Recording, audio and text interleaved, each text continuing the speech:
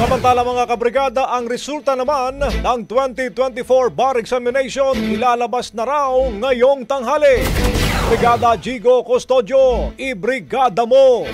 Brigada Live Report! Ilalabas na ngayong araw ng Korte Suprema ang resulta ng 2024 bar examinations sa open ground ng Supreme Court sa Maynila.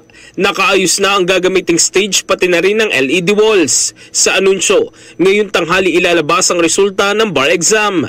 Present sa venue ang mga law students na kasama ang kanilang kaanak para personal na makita ang resulta.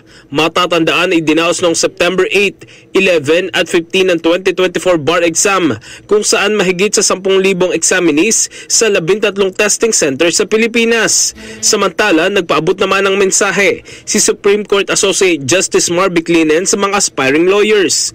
Ano man raw ang maging resulta ng exam, dapat raw ay maging mapagkumbaba at pagsilbihan ng taong bayan.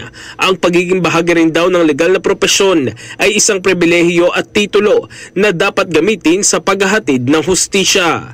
In the heart of changing lives, ito sa Brigada Jigo Custodio ng 105.1 Brigada News of Manila, The Music News Authority.